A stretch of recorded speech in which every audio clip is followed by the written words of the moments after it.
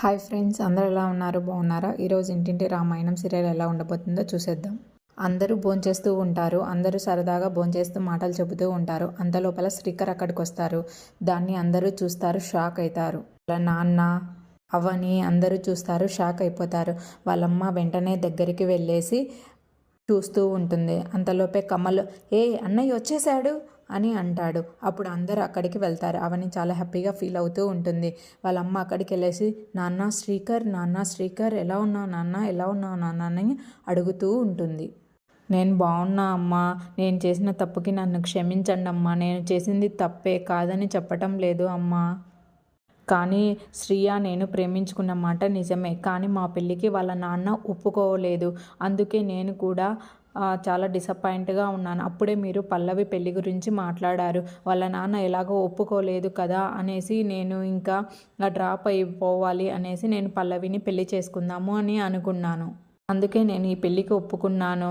అంతలోపే శ్రేయ పెళ్ళి జరుగుతుండగా అక్కడికి వచ్చేసి స్లీపింగ్ ట్యాబ్లెట్స్ మింగేసింది. ఎక్కువ డోసు తీసుకోవడం వల్ల తను ప్రాణాపాయ స్థితిలోకి వెళ్ళిపోయింది. అందుకే నేను హాస్పిటల్కి తీసుకెళ్ళాను అనగానే వాళ్ళ నాన్న, నోర్ ముయిరా, నువ్వు చేసింది తప్పు, మళ్ళీ ఇదొకటి చెబుతున్నావు. ఆ అమ్మాయి ప్రాణాపాయ స్థితిలో ఉంటే ఇక్కడ ఉన్న పెళ్ళి చేసుకోబోయే పల్లవి చనిపోదా? అక్కడ ఆ అమ్మాయి చనిపోతాదని నువ్వు తీసుకెళ్ళావు, ఇక్కడ ఈ అమ్మాయి గురించి ఆలోచించావా? ఆలోచించట్లేదే అని చాలా మీదికి వెళ్ళిపోతూ ఉంటాడు. ఇంట్లోంచి వెళ్ళిపోరా, అవసరం లేదు, మా నాన్న మర్యాదలన్నీ తీసేశావు, ఇక్కడి నుంచి వెళ్ళిపో అని అంటూ ఉంటాడు. బయటికి దొబ్బుతూ ఉంటాడు. అప్పుడు అవనండి, ఆగండి మామయ్య, ఆగండి, మీరు చేసింది తప్పు, ఆగండి ఆగండి అని గట్టిగా అడుస్తూ ఉంటుంది. అప్పుడు వాళ్ళ మామయ్య, వీడి గురించి మాట్లాడాలా అని అనుకుంటే నువ్వు మాట్లాడొద్దమ్మా, వీడి గురించి ఒక్క మాట కూడా నువ్వు మాట్లాడొద్దు అని అంటూ ఉంటాడు. అందరూ చూస్తూ ఉంటారు. పల్లవి అయితే గుడ్లు ఉరిమిచ్చి చూస్తూ ఉంటుంది. శ్రీకర్ పల్లవి దగ్గరికి వెళ్ళి, పల్లవి నేను చేసింది తప్పే, నన్ను క్షమించు పల్లవి, పెద్ద మనసు చేసుకొని నన్ను క్షమించు పల్లవి అని అంటూ ఉంటాడు. కానీ పల్లవి ఏమీ మాట్లాడదు, సైలెంట్గా ఉంటుంది. నువ్వు చేసింది తప్పురా, నువ్వు ఇంట్లోంచి వెళ్ళిపో, అవసరం లేదు, నీ వల్ల ఆ అమ్మాయి ఎంత బాధపడిందో నీకు తెలుసా అని అంటూ ఉంటాడు వాళ్ళ నాన్న.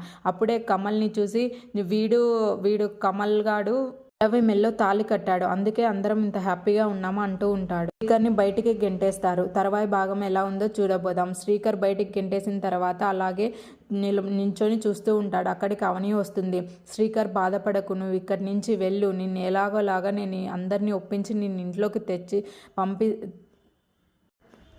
తీసుకొస్తాను అని అంటూ ఉంటుంది. అప్పుడు శ్రీకర్, ఏంటి వదిన, నువ్వు కూడా ఇక్కడి నుంచి వెళ్ళిపోమంటున్నావా నన్ను అంటాడు. లేదు శ్రీకర్, నువ్వు లవ్ చేసిన అమ్మాయితోనే నీ పెళ్ళి కంపల్సరీగా చేస్తాను, నీకు శ్రేయకు పెళ్లి చేస్తాను ఉంటుంది. అప్పుడు పల్లవి